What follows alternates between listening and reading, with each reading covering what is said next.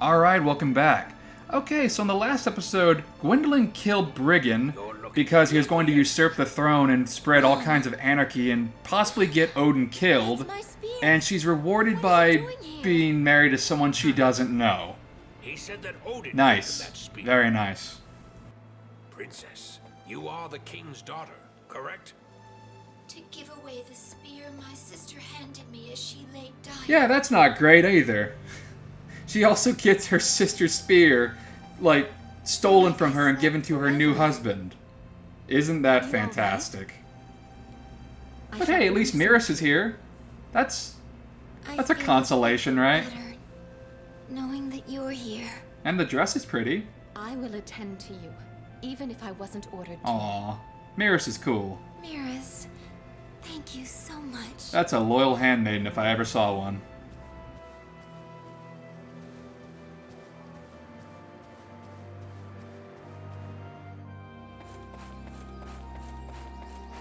So, just who did Princess Gwendolyn end up marrying, anyway? Is there something you need? That's gotta be kind of a raw deal, having a sleeping spell only be broken whenever you're kissed by some person you don't know. Yeah, it's kind of like the realistic version of Sleeping Beauty, isn't it? Anyway, onto a lighter topic, restaurants. Now that we've gotten far enough in the game, we were able to access the Puka Village, where we can go to very nice puka kitchens that sell either like hot meals or desserts. Naturally, this is a great way to get experience. And also, they only take Valentine currency, those little coins that we get every now and again.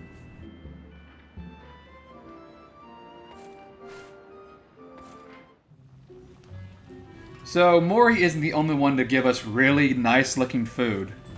It's also this really nice puka lady.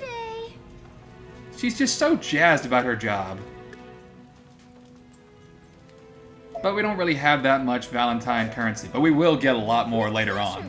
And of course, that means better recipes and better meals.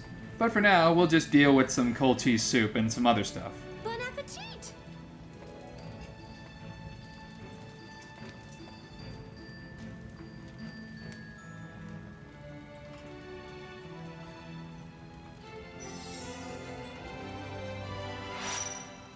Even the soup in these games looks great. Just look at all that exquisite food, like, in the background. Vanillaware just has a habit of just making food just look amazing. And also drawing really busty women. I mean, that's not evidence with Gwendolyn here, but Bon appetit! trust me, they do.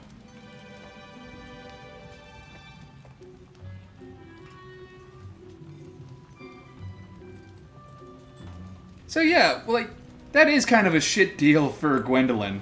She kills the guy who's gonna usurp the throne from her father, or spread, like, mad rumors that, oh, hey, King Odin had a daughter named Velvet with the enemy, and then he wanted to have her killed. Huh. I'll take this secret to my grave. Pleasure. Whatever. He's dead. Not a problem anymore. I have no idea what Nochi is, but it looks pretty good. Is that a real thing? Let me look that up.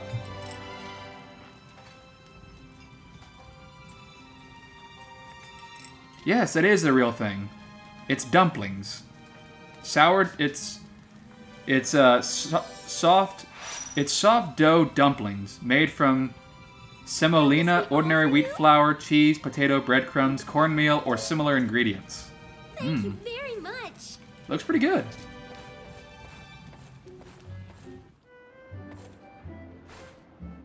Anyway, back to the story.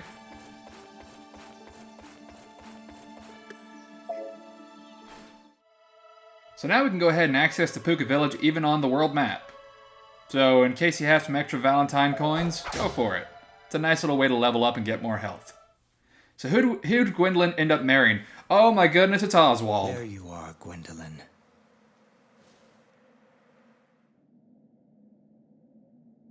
Oswald, the Shadow Knight. So I have been forced to accept the enemy's elite soldier as my husband. That's not great, but It seems to be I'm fair, destined to she could have done worse. I must take my leave soon. But before I go, I would like to give you something. Your hand, please. This ring. I'm sorry. I have nothing else worthy of being presented Aw, to that's you. sweet of Oswald. This is a beautiful ring that I obtained from a dragon named Wagner. Nice. The ring Titrel? Will you accept it? Why are you giving me something so precious? 'Cause he likes you. How can I say it? Well, it's because I want to see you smile. To see you happy. Aw, I am a warrior. that's sweet. My only happiness stems from battle. See, she actually got a guy who's cool. Granted, the circumstances weren't that great, but hey, Oswald's a nice guy. You sound unsure. Do you fancy him? No.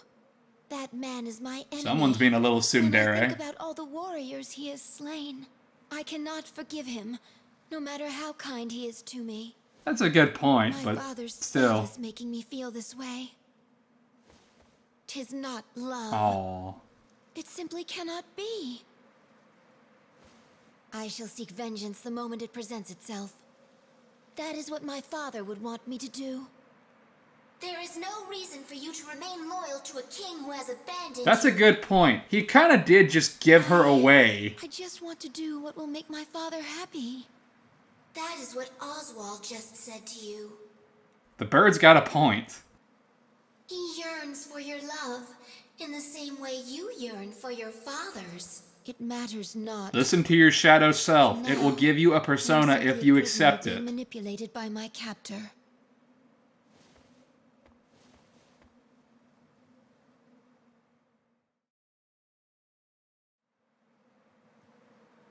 Oswald, are you leaving so soon? Yes. I have an oath to keep.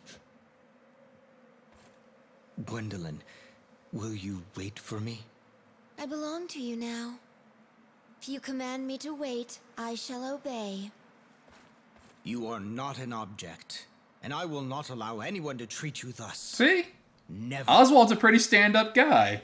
Sure, he's the Shadow Knight who's butchered thousands on the battlefield, but hey, I shall be back soon. he's a romantic. Sort of. He's trying. I should say, he's trying his This hardest. ring is undoubtedly Titrel. This will allow the cauldron to be activated. I must take it to my father. But naturally, Gwendolyn's not too psyched on the idea of marrying some guy she doesn't know, so she's going back to give the ring to Titrel to her dad. I come with a message for the king. Probably should have seen that one coming. What are you doing? I may have been banished, but I will not tolerate such treatment. The king has ordered us to kill you on sight. Okay. Yeah, at that point, I would probably turn around and go back. Fine, I was gonna give you the really cool ring that lets you control the cauldron, but now I just don't want to. See you, fucker. Okay, so now you gotta go ahead and fight everyone in the kingdom. Now you gotta fight all your former subjects. My question is, why the fuck are they trying to fight you? Yeah, sure, it was on Odin's order, but they kinda know that Gwendolyn's a badass, right? Like, they've seen her fight. They know that she killed, like, Brigand, right? And, you know, Brigand was an asshole, but he was also one of the best fighters in the kingdom. I guess. I'm just saying. Does not bode well for you.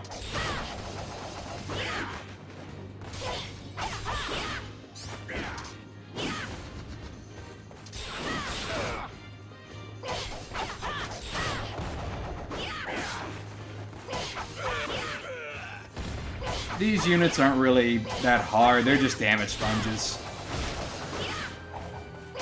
Although they do hit pretty hard. Especially considering I'm gonna find another ring that I like using in this game that improves my damage, and it's called the Vampire Ring, where it improves your damage.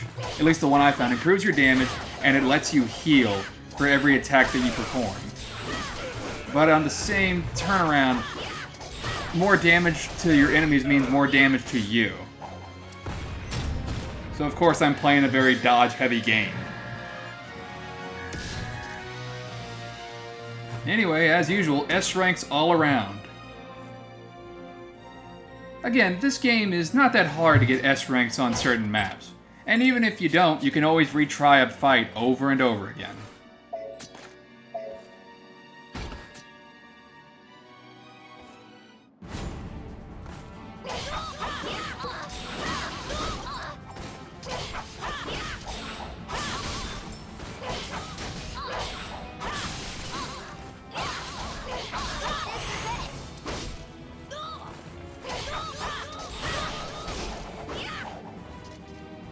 Like, there's gotta be a level at which you kind of go, you know, I'm loyal to my king, but at the same time, I did know Gwendolyn whenever she was fighting on the battlefield, and I kind of don't want to fight her. Also, pancakes. I haven't had pancakes in forever.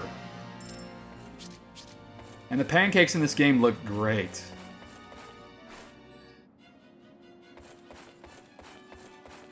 Pay attention to these gargoyles, because occasionally some of them will come to life and start attacking you.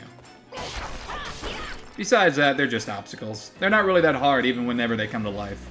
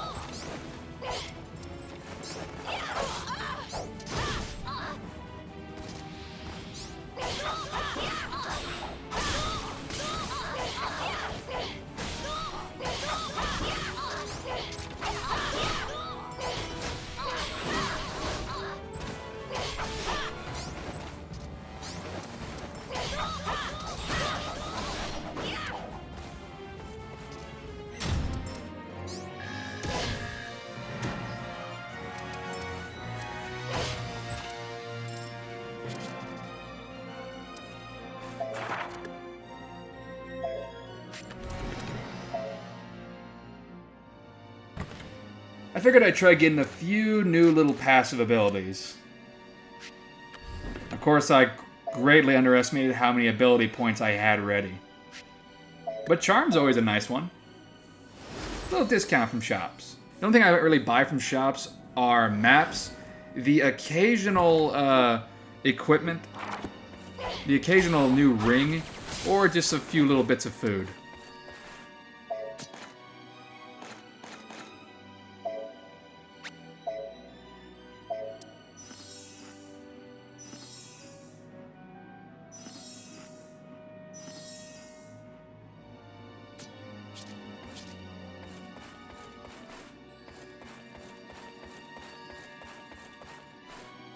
And hey, look! There's a battle to get a bigger bag, so more carrying capacity. Always fun. I feel so bad for killing these little dwarves. Like, this just seems so mean. Sure, they're throwing bombs, but come on, like, they barely come up to Gwendolyn's knee. And it's just kind of... It's both hilarious and a little sad to just air juggle them all over the place. I mean, at least with the other Valkyries, they can sort of fly around to get, you know, get out of it. Although they don't. I don't know. It just feels like Gwendolyn's a bit of a bully right here. Eh, whatever. Bigger bag. More stuff to carry.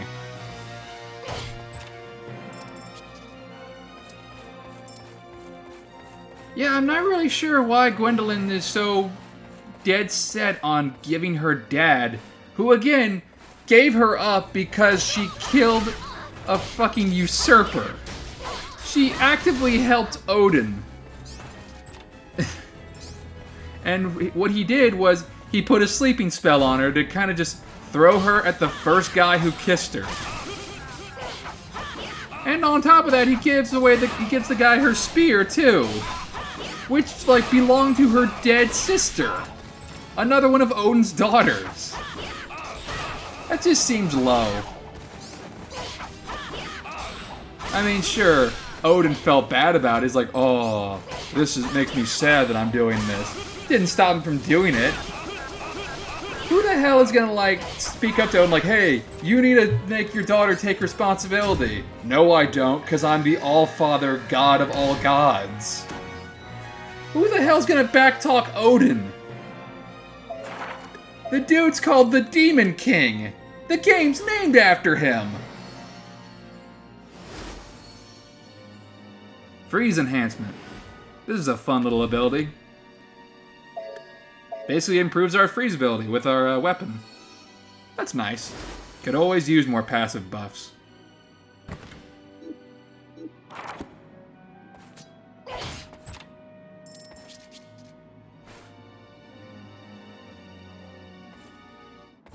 We're not going to be messing with Mori in this particular episode. No, I'm not an enemy. I'm just a traveling salesman passing. Why do these shopkeepers all look the same but all sound different? I don't care who you are. They all have, like, severely different dialects.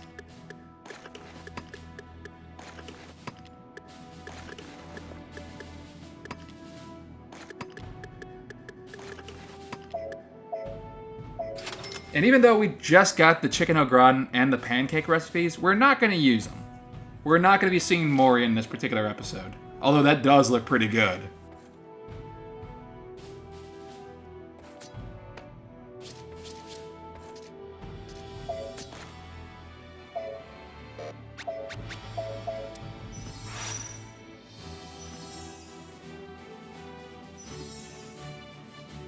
Even with an enhanced bag, I still buy way too much food. It's ridiculous.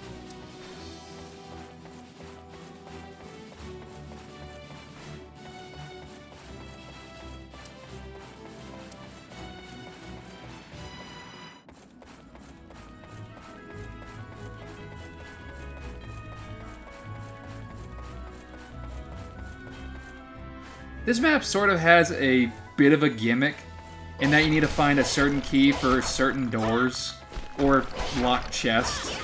And look, there's those gargoyles I was talking about earlier. Not that difficult. A little annoying to hit sometimes, but overall, not that big of a challenge. It just takes about 2 hits, that's all. And here comes the mid-boss. It's a giant Zeppelin blimp thing with cannons.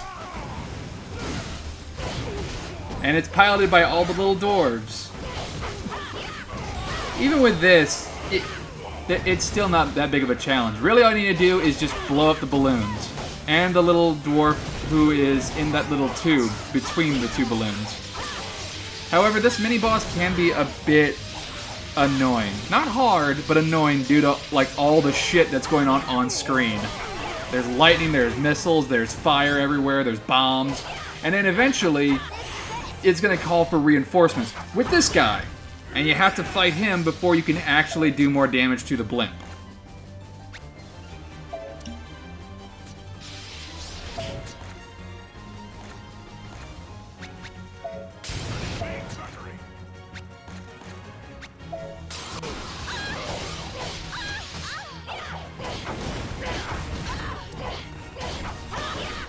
Seriously, it's just a whole mess of stuff going on screen.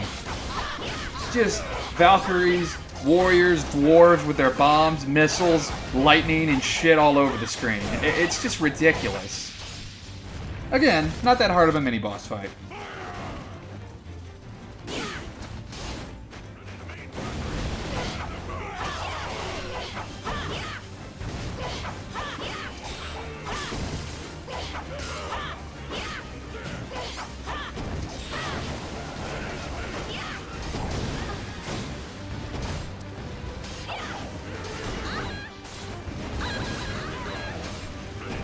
Honestly, the only mini-bosses that are that big of a problem is the troll from the Horn Mountain, and a few mini-bosses that come later on in the game. Although I put up a poor front considering everybody's just hitting me and making me use healing potions. Again, you can kind of chalk that up to my equipment. Considering I go with the more damage on both fronts ring. I got no problems with DPS races.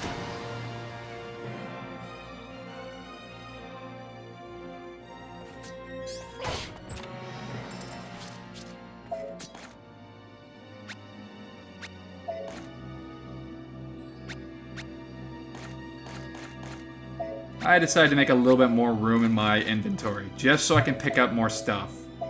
Remember, Carroteers are good for healing potions. Although the real thing you want to add to it is food, considering that improves the level like a lot.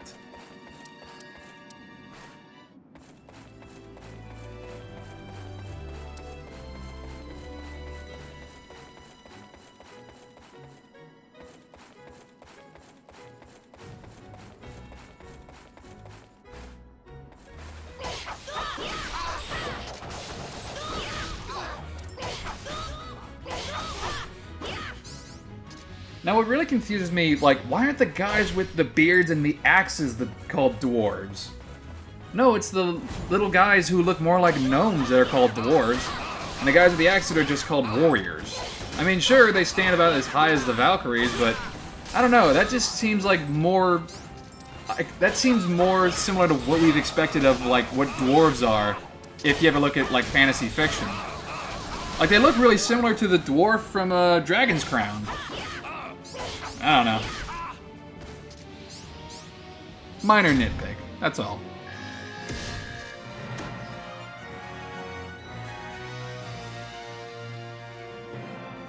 Restore, we kinda already saw that. Just put a bunch of carrots in a beaker.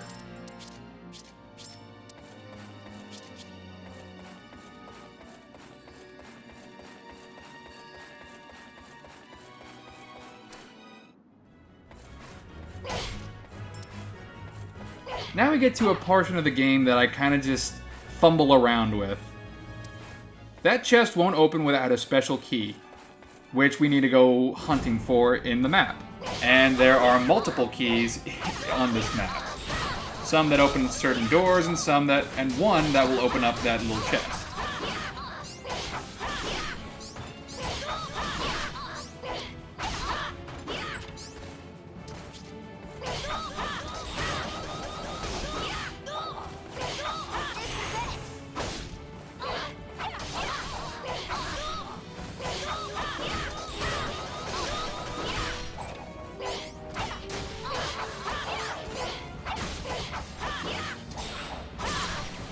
What exactly is Gwendolyn gonna say whenever she gets to her father and gives him the ring? Covered in the blood of all of her, like, former comrades. Going like, "Here, father! Here's the ring! Sorry, I just butchered half of your fucking guard. But, you know, they were getting in my way. I'm sure that whole kill me on sight thing was kind of just a joke that you play. Oh, Odin. Oh, Dad. You always knew how to tell such terrible jokes.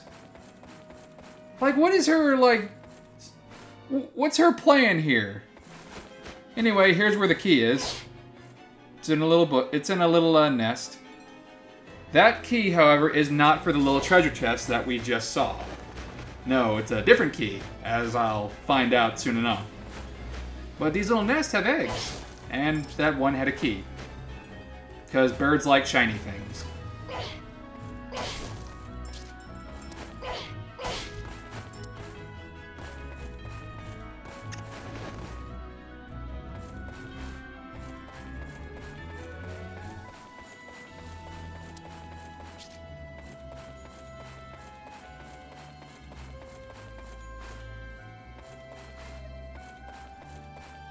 Yeah, as I'm about to show off, the steel key does not fit that little chest.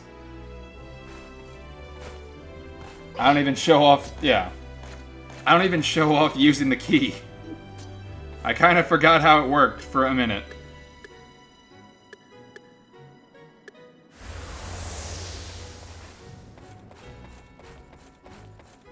Anyway, a little bit of this is just going to be kind of me fumbling around for a bit. My apologies.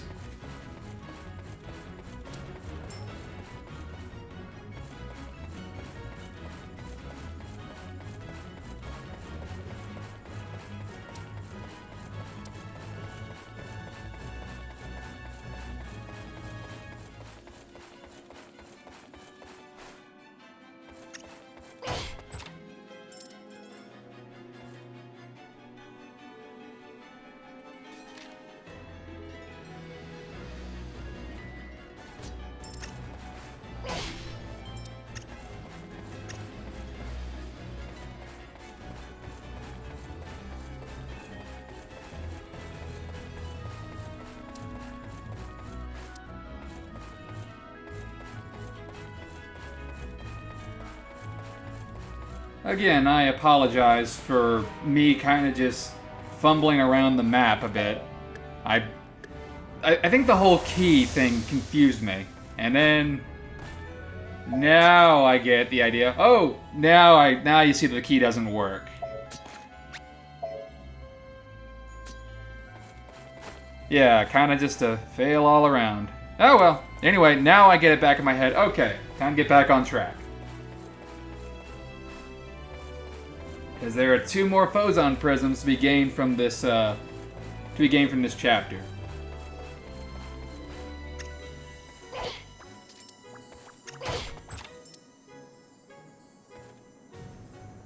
There are still 3 Phozon prisms to be gained from this map, from this chapter, I should say, because fortunately enough, there are no hidden Phozon prisms on this chapter. No, the only thing you gotta worry about is the keys. And hey, we actually found the correct key for that chest. It's a small key. However, I do not immediately use it. I figure I'll save the chest with the small key for last. May as well clear out a few more battle sections and make a pathway to the boss before I go ahead and open up that little chest. Although the reward in that little chest is pretty good.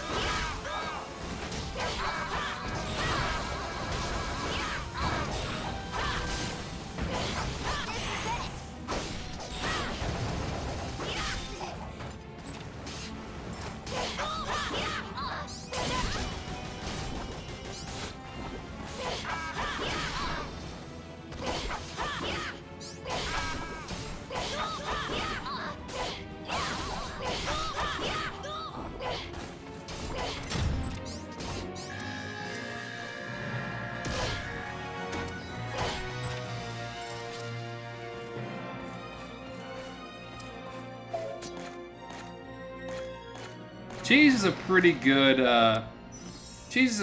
item for experience. Does a pretty nice little 168 XP. Although then again, I'm using the gourmet passive, so that gives us a little bit more experience than it would normally give us.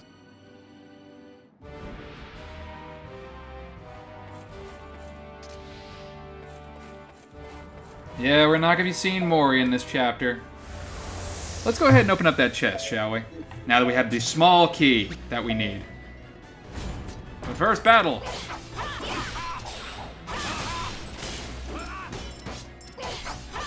And yeah, the item inside was the Vampire Ring +1, which is pretty good. It basically works as like another Saturn bangle, adding more damage that we give and take. But it also with the added benefit of restoring at least 1 hit point for every attack that we land on our enemies. Not bad. Not bad. Yeah, just make more space in my inventory, because I want to get this ring.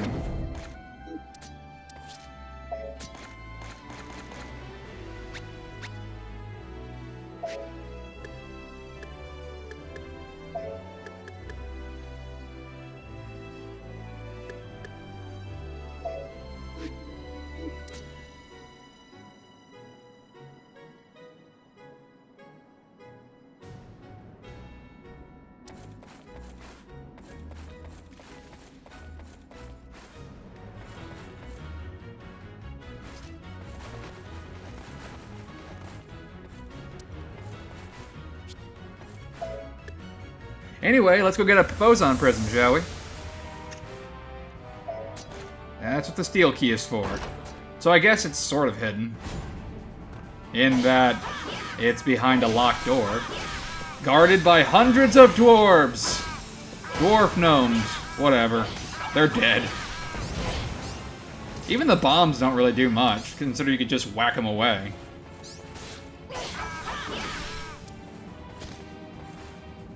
Really should learn to pick their battles. Whatever. Phozon Prism.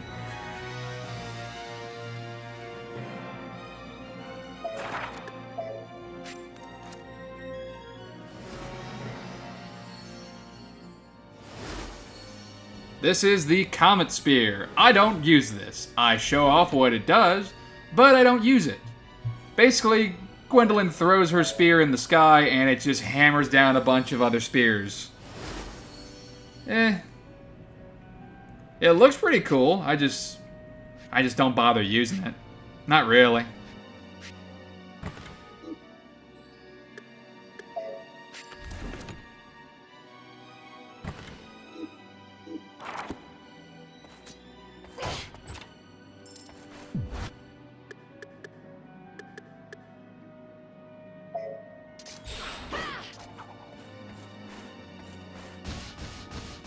It kind of just adds like little projectiles to the area, which I guess follow you. But that's not really how I play Odin Sphere. I don't really play barriers or options. I either hit them really hard with projectiles or with really fast POW techniques.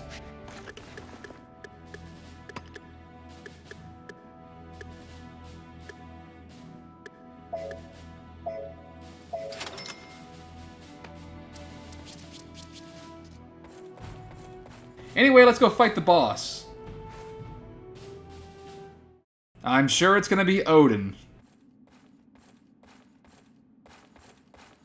Who looks sick. That beard... His beard's coming out through his mask. Don't you recognize me? Oh, cool. Brigand's a ghost, and he's possessed Odin. That's great. The Queen of the Underworld thinks highly of Now, me. why would she think that? I have been delegated to discipline King Odin, who steals jewels from her realm. Observe. I'm also naked as a ghost. Merely a puppet to my will. This country is finally mine. So you're behind the chaos in this land. You So, disgust me. Leave let the me king see. at once. Brigand tries to usurp the throne and throw the kingdom into anarchy. Gwendolyn's sister was a brave and noble warrior who died on the field of combat and gets fucking nothing. Yeah, that seems fair. The underworld in Norse mythology is just fucked. Anyway, so yeah, it's basically Brigand and Odin's body, but we kind of get to see how Odin fights, which is throwing, like, massive-ass punches. We're going to be fighting Odin again a little later on, but for right now, you kind of get a small little sample of his moveset, which primarily consists of him punching stuff and slamming his fist down. But don't worry, later on, Odin gets some really cool shit. He gets some really good moves. But for now, since Brigand kind of sucks at possessing Odin, we're not going to see the full moveset.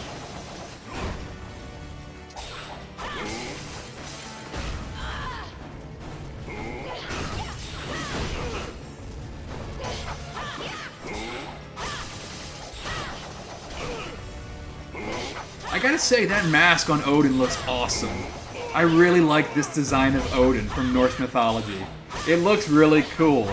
That's what an All-Father looks like. Like, a lot of interpretations of Odin in JRPGs has been really cool. Final Fantasy has always had a really cool version of Odin, with the exception of Final Fantasy XIII. Oh, but hey, since Brigand can summon zombies, apparently. Anyway, yeah, Final Fantasy XIII's version of Odin sucks. Every other one, awesome. SMT has a pretty cool version of Odin, too. Not my favorite, but there's two different versions of Odin now that SMT4 Apocalypse has come out. It's the one that looks like Ultraman, voiced by DC Douglas, which is pretty cool in my opinion. And then there's the purple guy who only wears a loincloth and has a big white billowing cape and has an eye patch. Because he doesn't need armor. Because that's how badass the Allfather is. Anyway. Odin's just an all-around cool guy. And he's not a complete dickhead like Zeus.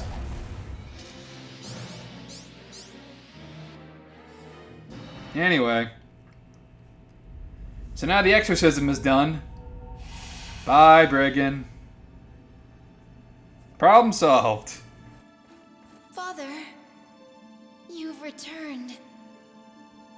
Gwendolyn, you made it back safely. I have violated your edict, but I have important information for you. Please take this. This ring is Titrel. But Oswald gave you that because he loved you. That man, I was right to tempt Oswald. Oh. Tempt? What do you mean, Father? He and I formed a pact. I would give you to him if he could slay the dragon. Oh, that's not right. Obviously, he succeeded. And Oswald said that you're not an object, and you wouldn't let anyone treat you like that. But your dad totally treated you like a prize. For your past transgressions. Welcome back, my child. That's fucked. Your honor has been restored. Good job betraying that guy. The Shadow Knight, Oswald. He fought the dragon. Don't you feel like a dick? No. This is no longer where I belong. Gwendolyn. We'll take the ring back. Farewell. I wish you and the heavens well. Well, I mean, what are you gonna tell Oswald if you're not wearing the ring? I mean, you just let... Oh, well, okay.